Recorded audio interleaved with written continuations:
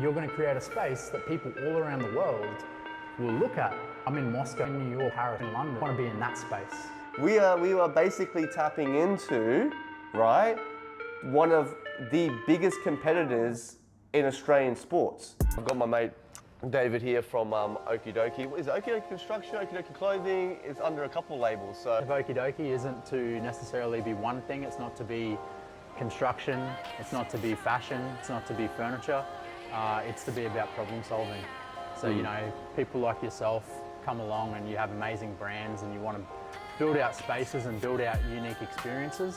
And Okie Dokie is the way of working out all the logistics and making that as easy as possible. Yeah. And so, yes, we can design spaces, but it's not just about designing spaces, it's about creating experiences. Yeah, and that's why, you know, I wanted to work with you on this project, which we'll get into a second. We'll go suss out the space and pretty much give us the entire input on helping me take what I have in here, and then obviously merging that with what's possible and what's not possible.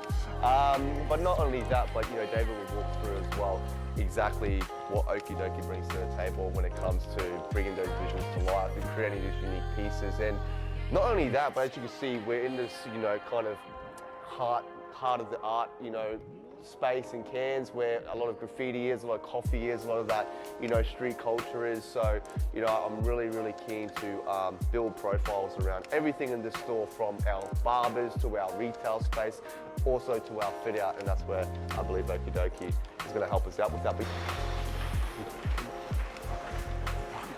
This is a fucking building I didn't know existed. Yeah, bro. Holy fuck. Bro, this is like legit built in the 40s, man. Yeah, this is old money, bro. This is like how they used to do shit back in the day. But yeah, we'll start from the front, David, and you know, obviously you can see a bit of where we were standing in that last video. What I always push people with is the concept of let's define the why, let's understand why we're here and what we're trying to achieve, and let's let the logistics and the design filter out off the back of that. So like anything, you want to have a really clear vision and a really clear intent of how you want the space to feel. You know, what do you want people to feel when they come in here, and then when they utilize, or when they interact with your retail, and when they interact with your barbering, and any other offering you have. You know, is this a space where on Friday nights you can close shop and open it up in a way where you can have as a venue, you can have events and things like that. You know, the possibilities are very endless. And I think we, very early in the piece, will define that and understand what are we really trying to achieve from this space before we dip into, do we have exposed brick here? Do we have plasterboard there? What color paint is that? That kind of thing. Teach me the terminology so I can see I'm better in the camera. But you know, like more often than not, people rush real hard to get to that stage of, I want glass here, I want concrete there, I want, you know, rendered brick over there. And I think what we really need to do is we need to take 5 steps back, start at the start and say, what do we want the feeling to be, right? Because that's what's going to set this design apart, is the emotion that we create when people come in and when they interact with the space. Yeah. They're going to feel something that they don't get anywhere else in Cairns. You're going to create a space that people all around the world, I'm in Moscow, or I'm in New York, or I'm in Paris, or I'm in London, and I want to be in that space. Is that a clothing store? Is it a barber shop? Is it a cafe? Is it a bar? What is it? It's cool. I love it. I think we can create something really unique and inviting. And it not only comes down to where it is, it comes down to what it is too. Yeah. Because how do you think the correlation of what Cartel is now?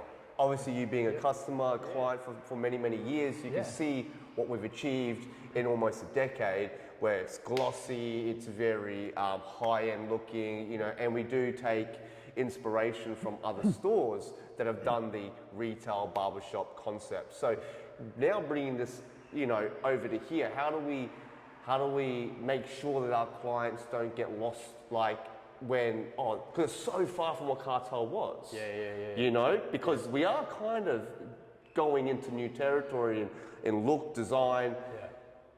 You'd almost consider it a rebrand. They will respect, they'll respect your vision, and they will respect that you're moving into a new era, right? That you're growing and that your business is growing.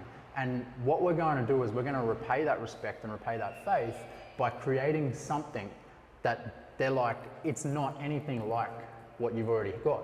It's something completely different, but it's different in a way that's going to be really exciting for people. I like the way this is moving because it's actually dissecting everything into separate bits and placing them purposefully to complement the next thing. And I think this is where we'll learn so much more about Okie vision and how we, I think are going to adopt that into our, our very own project and our very own look. And I'm going to probably wait and see how many people copy us.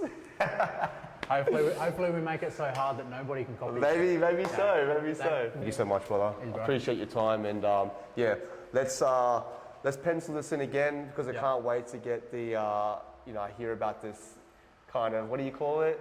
The job briefcase with all the Okie trademarks to it. So I think it's about, as I said, even like I'm trying to deliver you experience, but I'm also I'm trying to deliver your client experience, but I'm also trying to deliver you experience. I think that's a big thing with working with Okie and that whole process is how can we take how can we take normal things that you would usually do with any design partner, and how can we make that a really unique and fun experience in a way where this feels so enjoyable, and it really feels like what design should be.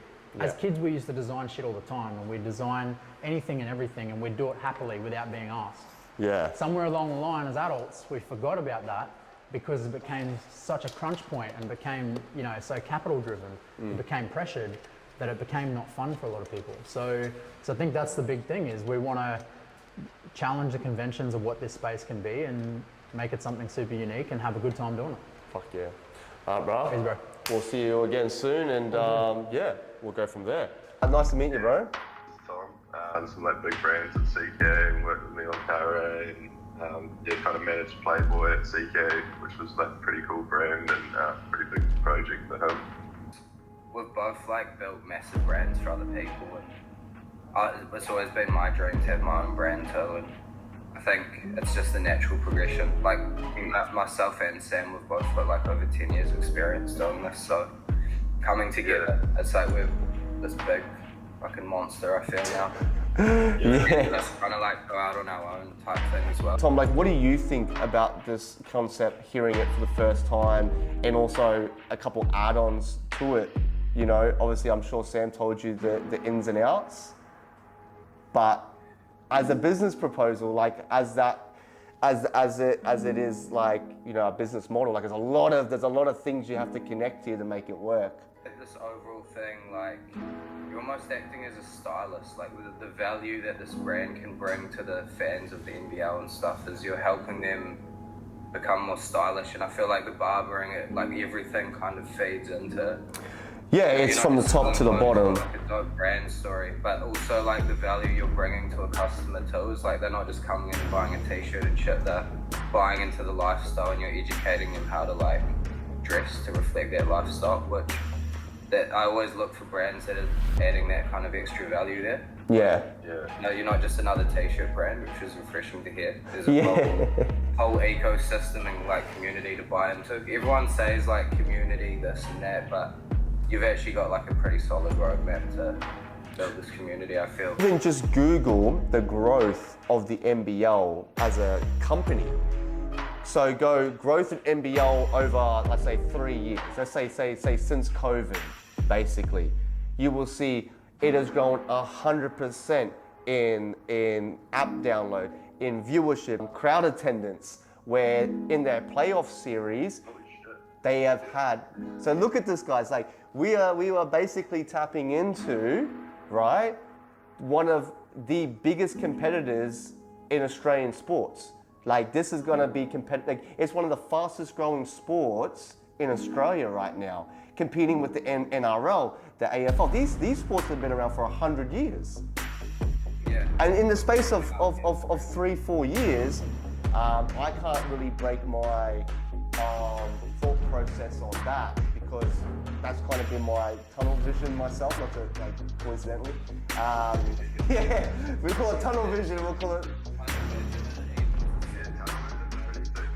Well, we might have just. I'm thinking like, you know, walking into the tunnel, like preparing to go to war. Essentially, it's like like, you know, the mindset that you're in, walking into the game, and like all that's like inspiration to draw from and tie back into the brand. And you know, like when you're driving the lane, like, you know, if you're driving. That's what I'm saying. Wait, we might have just stumbled across the name. Tunnel vision could possibly be the name. It could be. We're gonna put that up there. We're gonna put that up there. Got tunnel fit, tunnel vision. Tunnel fits, like you put more to the name. Like the fact that it's got tunnel in the name is like, that's just like the association without even saying it's related to it. You make it more about like the sport and the drive and like the ambition and like focus rather than like, this is what you wear into the basketball. It's like. So tunnel vision is the brand and the tunnel fits are the capsule. There we go. I'm inspired now. I need to go and fucking design. My bro. Guys, thank you so much. Really excited that we got to take people in to the other location again today and, you know, introduce David from Okie Dokie, who'll be pretty much the lead designer on, you know, everything that will go into that space and helping bringing my vision and his vision to life. And not only that, but I'm super stoked that we also got to speak to Sam and Tom. They've been creative directors for a bunch of well-known brands, from Loa to Starter to, you know, Carre to Santa Morta, you know, these massive brands, and to now work with them on our own brand is terrific. And the fact that they love the concept too, it's not just another clothing brand, it's gonna have so much more, you know, to build on, is super exciting. So guys, that's another week. You know, I hope you guys as well are enjoying the content. I'd love any feedback, positive or negative. But yeah, stay tuned. We'll soon be releasing these long format videos on YouTube. So keep an eye out for that. But guys, thank you for another week. Speak again soon.